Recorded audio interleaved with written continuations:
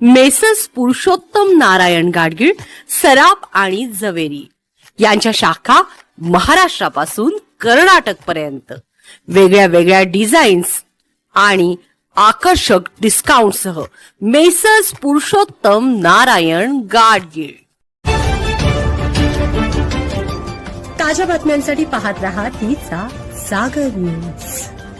सत्यनारायणचा शिरा प्रसादासारखा दाणेदार आणि मऊ कसा बनवायचा, या 5 खास ट्रिक्स आणि अचूक रेसिपीने शिरा अगदी मंदिरात मिळणाऱ्या प्रसादासारखा खमंग, दाणेदार आणि तुपकट बनतो. अनेकदा शिरा चिकट होतो, गुठळ्या पडतात किंवा रवा मोकळा राहत नाही, पण या सोप्या टिप्स वापरल्या की प्रत्येक वेळी परफेक्ट शिरा तयार होतो. साहित्य: बारीक रवा 1 कप, साजूक तूप 1.5 कप, साखर 3.5 कप, दूध 1.5 कप, पाणी 2 कप, केळे 1 कप पिकलेले, वेलची पूड 1.5 टीस्पून, काजू 10 ते 12, बेदाणे 1 टेबलस्पून.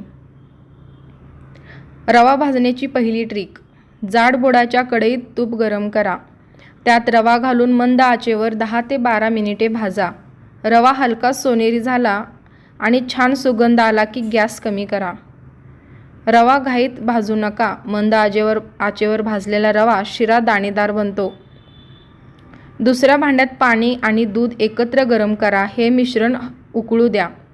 फक्त पाण्याऐवजी थोडे दूध वापरल्याने शिरा मऊ आणि श्रीमंत चवीचा बनतो. भाजलेल्या रव्यात उकळते दूध पाणी मिश्रण हळूहळू घाला. दुसऱ्या हाताने सतत ढवळत राहा.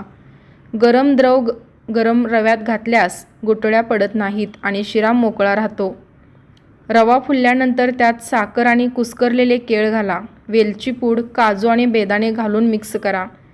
केळ घातल्याने प्रसादाला खास सत्यनारायणच्या शिऱ्याची चव आणि मऊपणा मिळतो. झाकण ठेवून 3 ते 4 मिनिटे मंद आचेवर वाफ येऊ द्या. शेवटी 1 चमचा तूप वरून सोडा. शेवटचे तूप घातल्याने शिरा चिकट न होता दाणेदार आणि चमकदार दिसतो. गरमागरम प्रसाद म्हणून वाढा. वरून थोडे काजू बेदाणे घातले तर आणखी सुंदर दिसतो. खास टिप्स: रवा नेहमी मंद आचेवर भाजा. साखर आधी घालू नका. रवा फुलल्यावरच घाला. केळ चांगले पिकलेले असावे. तुपाचं प्रमाण कमी करू नका. शिरा तयार झाल्यावर 5 मिनिटे झाकून ठेवा.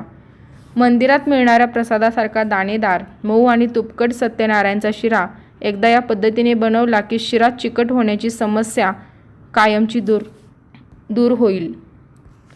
ब्युरो रिपोर्ट, तिचा जागर न्यूज.